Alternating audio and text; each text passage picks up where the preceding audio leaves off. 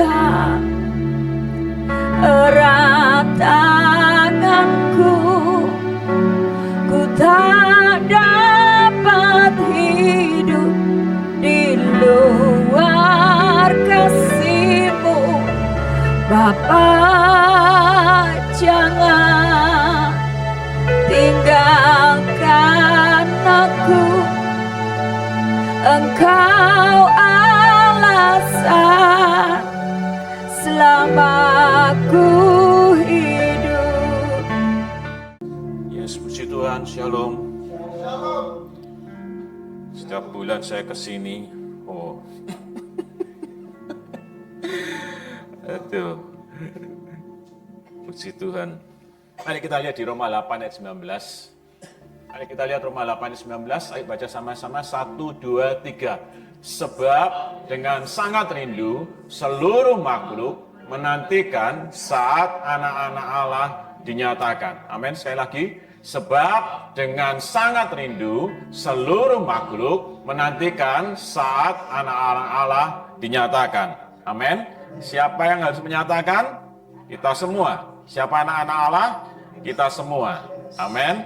Jadi Tuhan mau kita sebagai anak-anaknya. Saya tanya dulu, siapa yang anak-anaknya? Amin. Yes. Semua dari kita anak-anaknya. Amin. Dan semua makhluk menantikan. Kalimatnya berkata demikian, tidak perlu penafsiran yang lain. Semua makhluk merindukan saat anak-anak Allah dinyatakan. Nah, kalimat ini kan tidak mengatakan bahwa kemuliaannya dinyatakan hanya karena dibatasi oleh tembok. Kemuliaannya dinyatakan dimanapun kita berada. Karena kalimat ini katakan saat anak-anak Allah dinyatakan. Berarti kita ada di tempat kerja, kita ada di sekolah, kita ada di kampus, kita ada di pasar, kita ada di supermarket. Sangat rindu semua makhluk itu menantikan saat anak-anak Allah dinyatakan. Amin? Setuju? Sepakat? Amin ya. Jadi sangat rindu. Saya melatih ini. Dan saya ngajak untuk Bapak Ibu semua juga melatih ini. Sangat rindu. Dimanapun kita berada. Jadi tidak hanya pada waktu di tempat ini saja. Tidak hanya pada waktu kebaktian. Tidak hanya pada waktu di persekutuan. Tapi dimanapun kita berada. Anak-anak Allah harus menyatakan kemuliaannya. Sepakat dulu ya. Nah, kalau Yesus sudah memberi teladan yang sempurna buat kita semua. Pada waktu senantiasa ada di Alkitab tertulis seperti ini. Pagi-pagi benar Yesus bangun, terus ngapain? Doa. Sikat gigi dulu. Yesus pagi-pagi benar berdoa. Setelah berdoa Yesus turun. Biasanya Yesus menyendiri, ya kan? Dia di bukit dan sebagainya. Kemudian Yesus turun. Yesus turun langsung kemana? Ke jalan-jalan, ke tempat umum. Dan di situ Yesus menyatakan kemuliaan Bapa. Amin. Di tempat itu Yesus menyatakan kemuliaan Bapa. Orang sakit disembuhkan, benar kan ya? Orang lumpuh dan sebagainya Tuhan Yesus sembuhkan. Jadi Yesus tidak dibatasi oleh tembok, Yesus tidak dibatasi tempat, tapi dimanapun dia berada, dia menyatakan kemuliaannya. Ini yang Tuhan mau. Ini yang harus kita latih. Amin. Saya ingat, di zaman waktu saya masih mahasiswa, muncul kerinduan itu. Tapi tidak tahu sekarang bisa enggak. Saya yang pertama yang saya pakai itu rumah sakit yang undaan. Apa namanya itu? Coba Iyan, bahasa Mandarinya, bahasa Indonesianya apa ya? Adi Usada ya, Adi Usada. Waktu itu ya, saya tidak ada yang ngajarin. Saya cuma bawa traktat gitu aja. Saya masuk, dan waktu itu masih bebas. Mungkin tidak seperti sekarang lah ya. Saya masuk tinggal lihat. Masih lihat kamar, orangnya sendirian, situ saya masuk. Kalau ada yang nunggu saya tidak berani. Tapi waktu itu orang yang sendirian saya pasti masuk. Saya masuk, saya tanya dulu, sakit apa om, sakit apa ai, tante. Setelah itu, ya saya langsung doa aja gitu. Doa bagi traktat, kemudian saya pulang. Saya tidak cek orang itu sembuh atau tidak, saya tidak cek. Dari satu lantai, pindah ke lantai lain, masih sepeda motoran itu Pak. Dan pulang ke kos itu, nyetir itu ada. Seringkali saya pulang sambil nangis. Tuhan terima kasih buat kesempatan ini. Saya tidak lihat hasil. Saya memang tidak ada yang ngajari, saya cuma pengen kerinduan itu aja saya bagi seperti itu. Ada yang ya macam-macam lah, ada yang sakit liver, ada yang sakit ini, sakit itu dan sebagainya. Biasanya saya cuma datengin yang cowok. Bapak yang istilahnya usianya sudah jauh lebih tua daripada saya, itu yang saya lakukan. Saya tidak tahu ayat ini, tapi saya waktu tahu ayat ini muncul di hati saya, oh iya berarti saya sedang melakukan ayat ini. Nah, saya mengajak kita semua, ayo lakukan. Karena ayat ini tidak dibatasi oleh tempat, tidak hanya dibatasi oleh waktu-waktu tertentu, tapi dimanapun kita berada, kita menyatakan kemuliaan Allah. Amin. Coba lihat kiri kanan Bapak Ibu. Jangan lihat saja. Shalom. Shalom. Coba tanya sama pada waktu kiri kanan Bapak Ibu menyapa Shalom. Apa yang Bapak Ibu rasakan? Mari kita lihat di Lukas 1 ayat 40. Ayo baca sama-sama ayat 40 dulu. Di situ ia masuk ke rumah Sakaria, beri salam kepada Elisabet. Iyanya ini siapa? Iyanya Maria. Ya, enggak usah baca di atasnya. Dan ayat 41 sama-sama 1, 2, 3. Dan ketika Elisabet mendengar, melonjaklah anak yang di dalam rahimnya. Dan Elisabet pun penuh dengan Roh Kudus. Mendengar salam dari Maria, Elisabet rahim, anak yang dalam rahimnya melonjak. Dan Elisabet penuh dengan Roh Kudus. Waktu Bapak Ibu tadi saling menyapa Shalom, yang dirasa seperti ini tidak. Hei, ini bertanya loh, jawab masing-masing loh. Ya, nyapa tok loh, memberi salam. Bayi yang di dalam hati, dalam rahimnya, melonjak. Kemudian Elisabet penuh dengan Roh Kudus. Saya baca ayat ini keren ya. Bayangin kalau setiap kita nyapa di luar, orang yang kita sapa, dia merasakan damai sejahtera dan sukacita. Amin.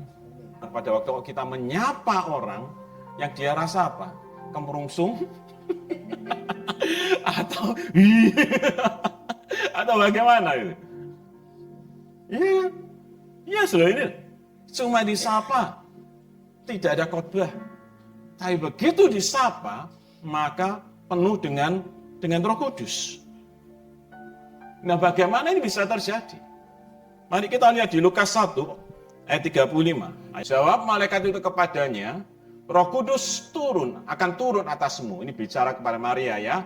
Dan kuasa yang maha tinggi akan menaungi engkau. Sebab itu anak yang akan kau lahirkan itu akan disebut kudus, anak Allah. Ayat 36. Dan sesungguhnya Elisabet anakmu itu, ia pun sedang mengandung seorang anak laki-laki pada hari tuanya. Dan inilah bulan yang ke-6 bagi dia yang disebut mandul itu. 37. Sebab bagi Allah tidak ada yang mustahil. 38. Kata Maria, sesungguhnya aku ini hamba Tuhan. Jadilah padaku menurut perkataanmu itu. Lalu malaikat itu meninggalkan dia. Maria ayat 35, Maria dipenuhi oleh Roh Kudus. Amin. Pada waktu saya tanya kepada Bapak Ibu semua, apakah kita semua dipenuhi Roh Kudus? Amin. Kita akan jawab, amin. Ada banyak orang pada waktu dipenuhi Roh Kudus, ya, amin. Buktinya apa? Seringkali kita jawab berbahasa roh. Tidak salah, tapi tidak 100% benar. 2 Korintus 1 ayat 21 sampai 22, sebab dia yang telah meneguhkan kami bersama-sama dengan kamu di dalam Kristus adalah Allah yang telah mengurapi. 22, memeteraikan tanda miliknya atas kita dan yang memberikan Roh Kudusnya dalam hati kita sebagai jaminan dari semua yang telah disediakan untuk kita. Jadi pada waktu kita percaya Tuhan Yesus, maka ini dikatakan ada Roh Kudus di dalam hati kita. Amin. Kasih salam lagi dong, katakan ada Roh Kudus di dalam hatimu. Ya, supaya ingat gitu. Yes, ada Roh Kudus di dalam kita. Amin. Amin. Sehingga posisinya sama seperti Maria tadi, dipenuhi oleh Roh Kudus. Setuju? Amin. Nah, kita seringkali terjebak cuma dipenuhi Roh Kudus di Kisah 10 ayat 46. Mari kita lihat di Kisah 10 ayat 46. Sebab mereka mendengar orang itu berkata-kata dalam bahasa roh dan memuliakan Allah. Amin. Jadi pada waktu kita dipenuhi Roh Kudus, kalimat ini berkata bahwa berbahasa roh dan memuliakan Allah. Dua-duanya mesti kita dapat, berbahasa roh dan memuliakan Allah. Orang yang belum berbahasa roh bukan berarti dia tidak dipenuhi Roh Kudus. Sampai sini dulu benar kan ya? Tapi dia harus tetap memuliakan Allah. Dua-duanya mesti jalan. Amin. Setuju? Sepakat ya? Ada yang berbahasa roh dan memuliakan Allah. Nah, minggu lalu kalau tidak salah ya Pak Devi ya, saya forward ke Pak Devi ini, ada satu gereja tulis gini, saya dapat dari teman, syarat melayani di gereja itu salah satunya berbahasa roh. Jadi kalau tidak berbahasa roh tidak boleh melayani. Ya itu karunia, itu Tuhan beri. Saya tidak bahas itu. Tapi yang paling penting adalah berbahasa roh dan memuliakan Allah. Belum berbahasa roh bukan berarti tidak dipenuhi Roh Kudus. Amin. Tetapi hal yang pasti yang harus kita lakukan adalah memuliakan Allah. Benar? Maria dipenuhi Roh Kudus. Tidak tercatat Maria berbahasa roh. Tetapi Maria cuma menyapa Elizabeth, orang yang disapa jadi penuh Roh Kudus. Amin. Nah, yang membuat berbeda dengan kita semua adalah Maria tidak cuma dipenuhi Roh Kudus, tetapi Maria dikuasai oleh Roh Kudus. Ini yang jadi beda dengan saya. Ini yang mungkin jadi beda buat kita semuanya. Kita ngaku dipenuhi Roh Kudus, ya. Tetapi pertanyaannya buat kita semua, buat Bapak Ibu, bertanya ke diri kita sendiri, sudah belum kita dikuasai oleh Roh Kudus? Nah, Maria tadi dikatakan di ayat yang terakhir, ayat 38, jadilah padaku menurut perkataan. Jadilah padaku menurut perkataan. Bapak Ibu bisa bayangkan apa yang dialami oleh Maria, di kondisi yang belum punya suami, tapi Tuhan memakai tubuhnya, Tuhan memakai hidupnya untuk menyatakan kemuliaan Tuhan. Ya, Dewi Raina. Beberapa ayat tulis Maria menyimpan dalam hati. Benar?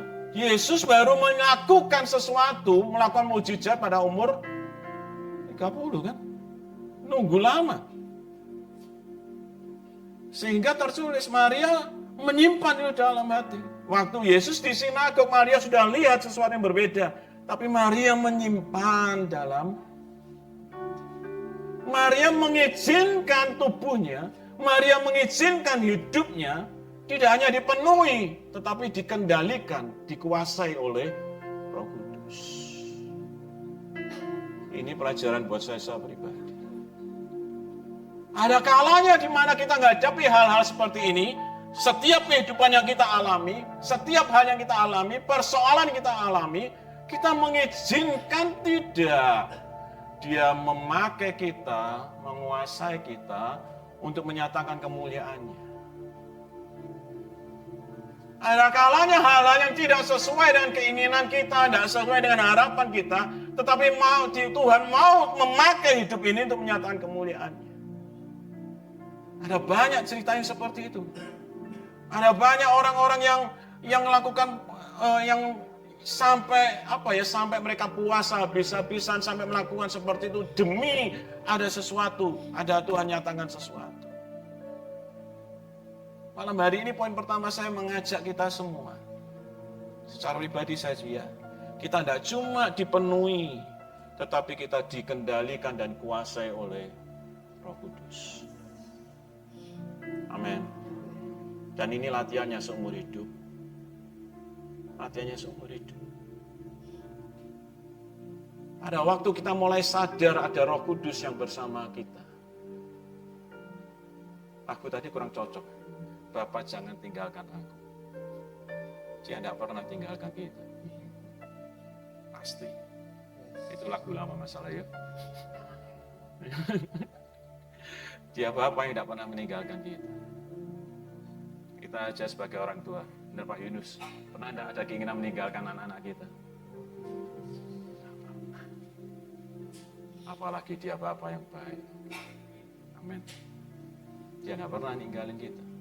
Dia kasih Roh Kudusnya terus di hati kita. Dan ada bersama dengan kita. Amin. Meskipun kita tidak lihat seolah-olah kita sendiri. Tapi dia tidak pernah meninggalkan kita sendiri. Dia terus menyapa kita. Pak Guana pun juga ngalami di tengah tahu Tuhan menyapa. Sama, saya yakin setiap hari kita pernah disapa seperti itu. Di tengah kesendirian kita, di tengah mungkin orang lain tidak lihat, orang lain tidak peduli, tapi Tuhan menyapa kita. Amin. Ayo latih, tidak cuma dipenuhi, tapi dikuasai. Amin. Dan repotnya ini, Roh Kudus ki gak pernah maksa. Wis sing ora enak menurut kita, menurut saya.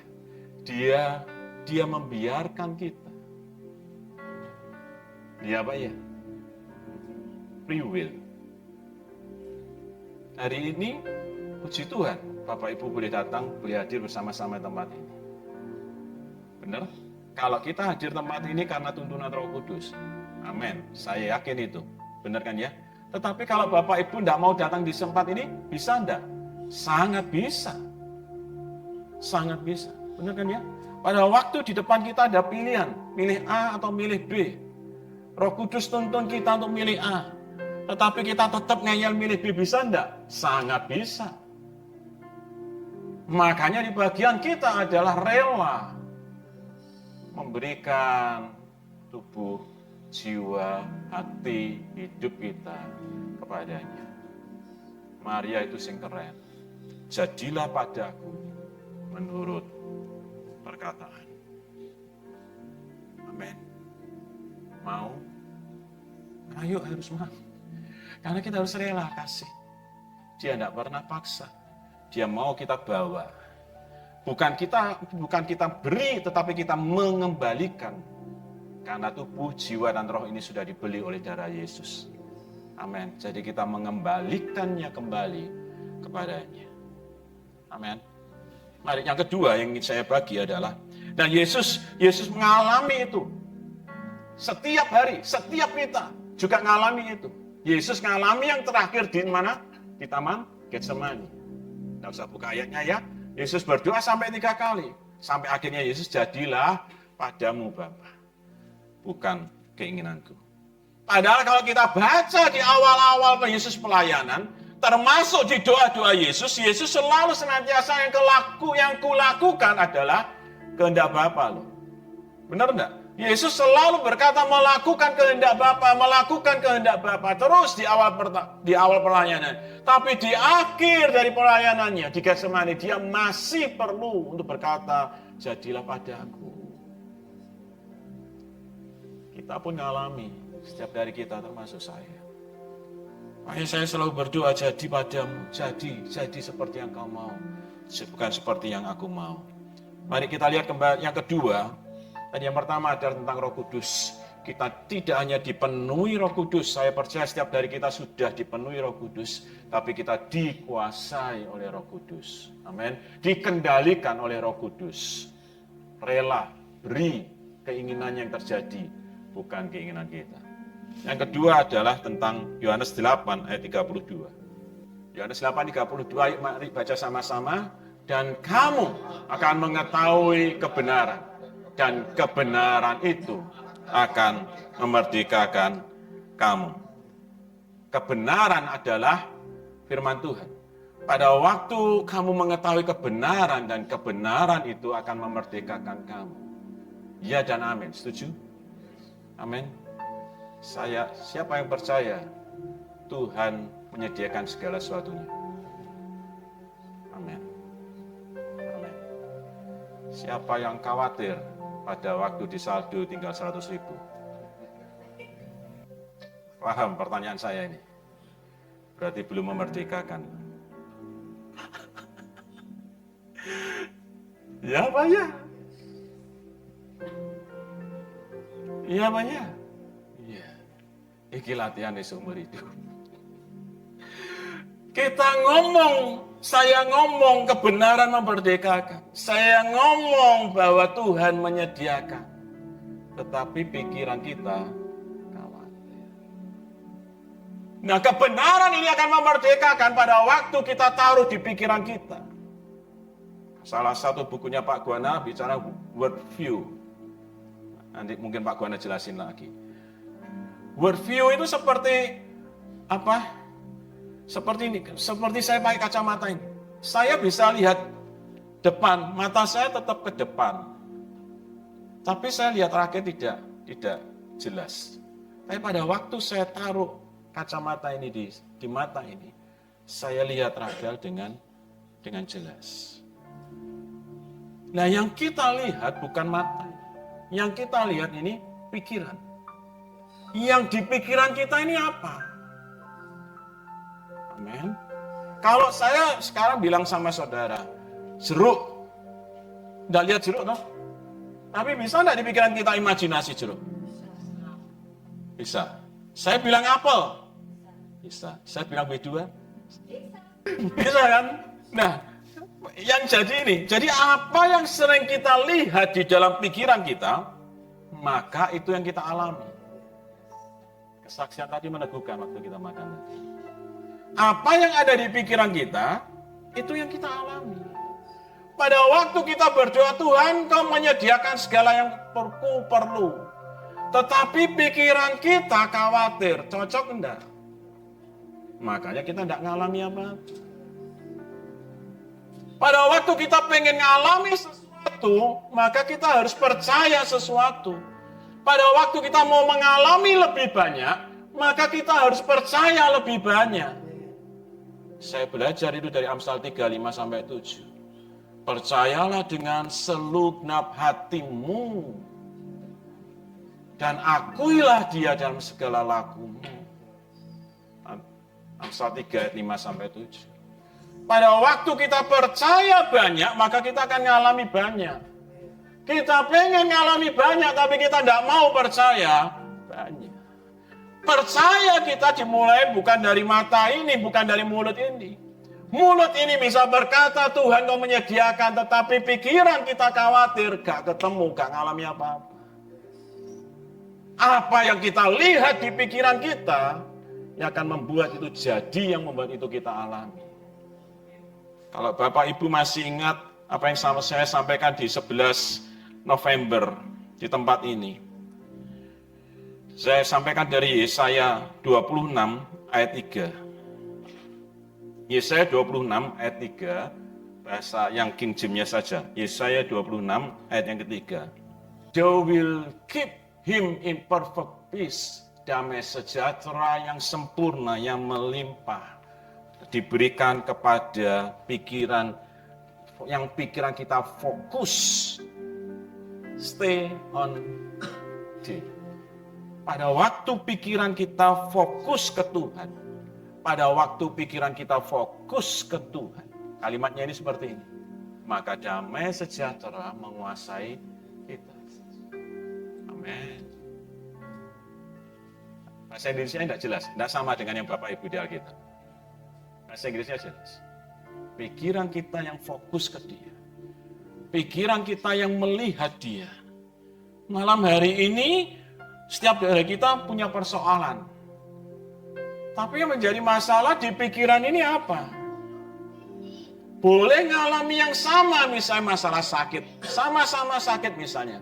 Tetapi yang satu yang ada di pikirannya ini apa? Contoh sederhana di kacamata. Yang satu pakai kacamata atau tidak? Yang satu pakai pikiran firman atau tidak? Pada waktu yang satu pakai kacamata, maka saya bisa lihat jelas. Pakai. Tapi pada waktu saya tidak pakai, maka saya tidak lihat dengan jelas, meskipun mata saya tetap pesan. Pada waktu pikiran ini diisi dengan firman, mengalami firman, melihat dengan firman, maka kita mengalami dengan jelas. Amin. Mari terus alami firman itu, lihat isi pikiran kita dengan firman. Apa yang kita lihat dalam pikiran kita, maka itu yang kita alami.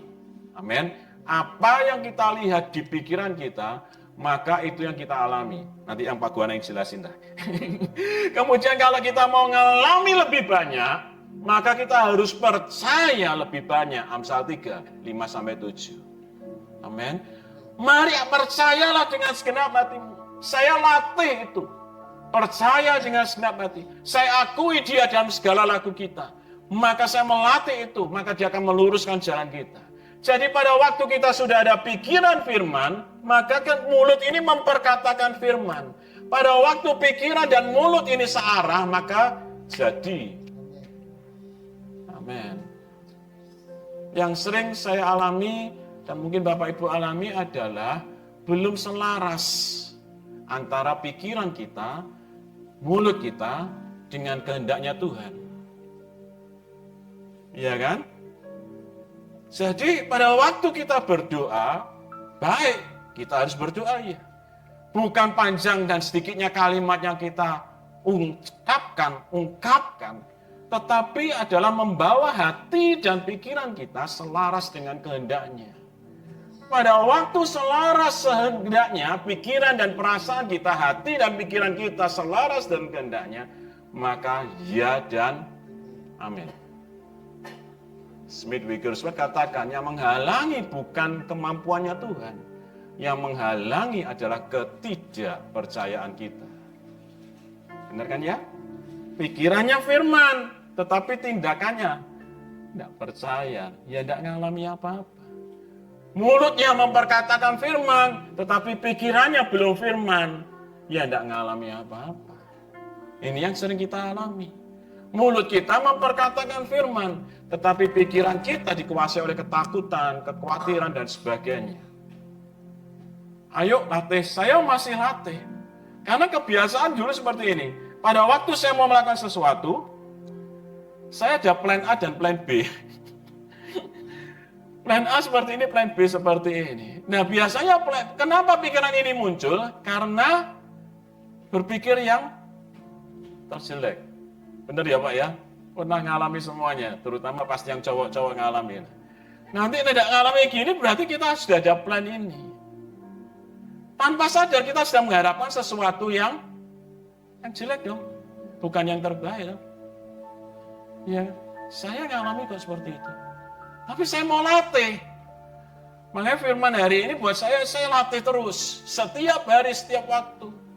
Saya latih untuk melihat dengan pikiran firman. Atau contohnya tadi saya pakai kacamata ini terus. Melatih pikiran kita. Ada firman. Setuju? Amin.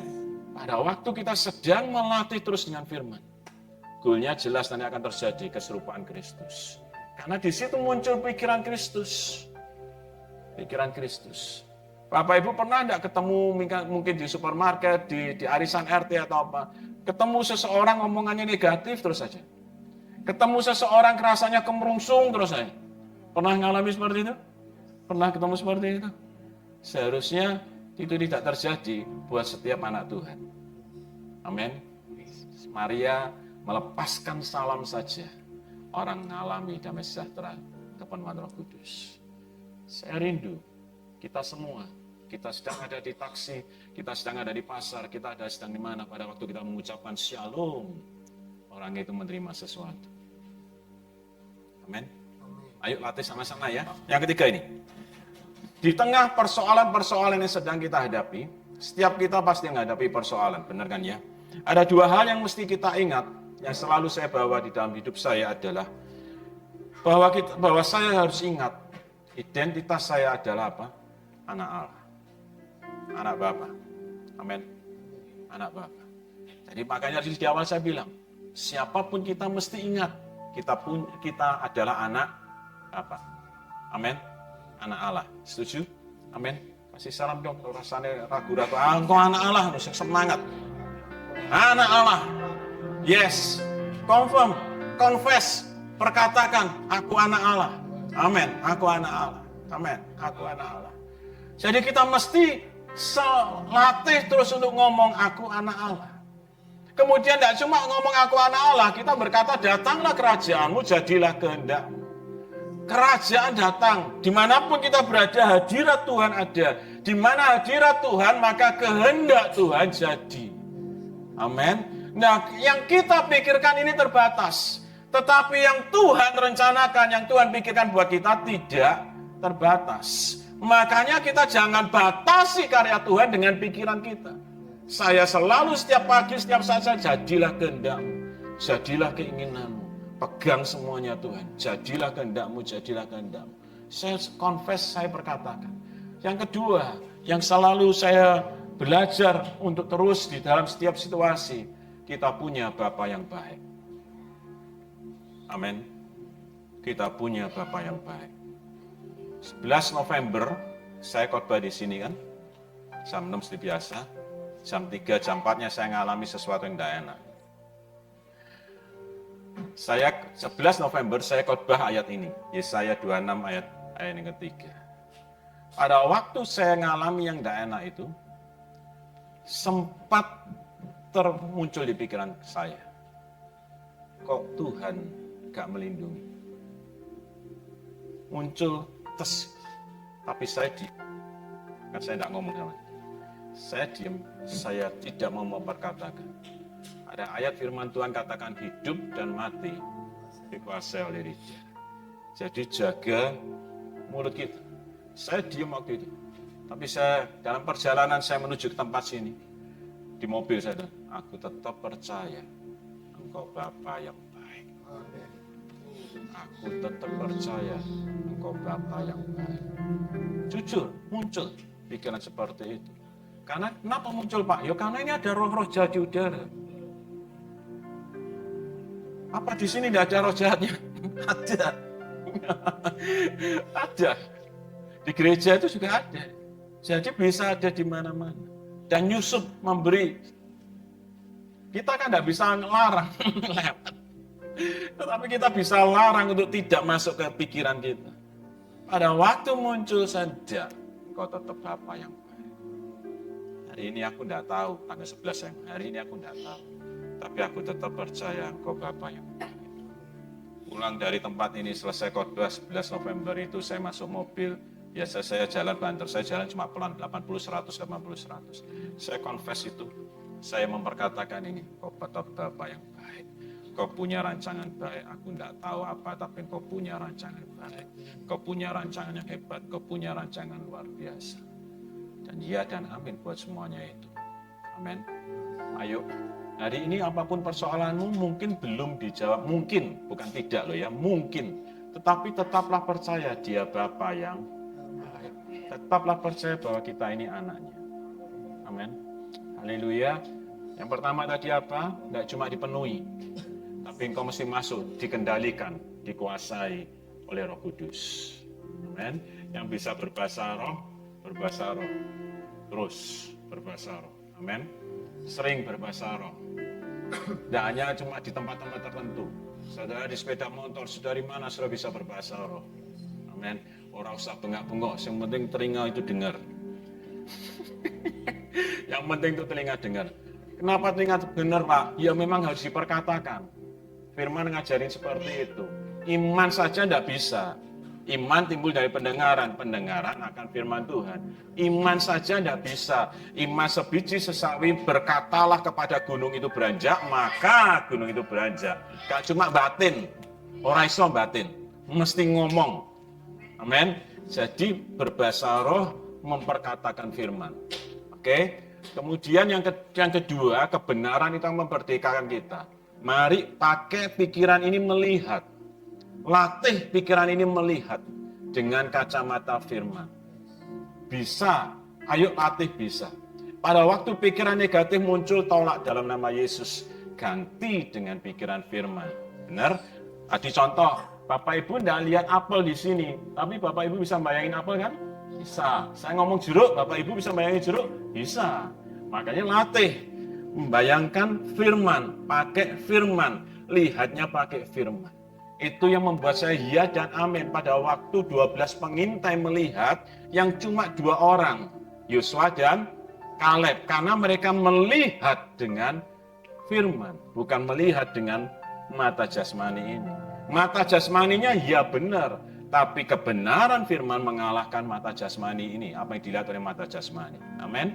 Yang ketiga, di tengah persoalan yang mungkin belum selesai, hati-hati dengan mulut kita. Amin. Tuhan mau kita sepakat antara hati, pikiran, mulut kita sepakat. Amin. Jadi mari tetaplah percaya aku ini anak Allah. Tetaplah percaya dia Bapa yang baik. Dia selalu merancangkan yang baik, baik, baik dan baik sampai selama-lamanya. Amin. Mari kita nyanyikan lagu ini.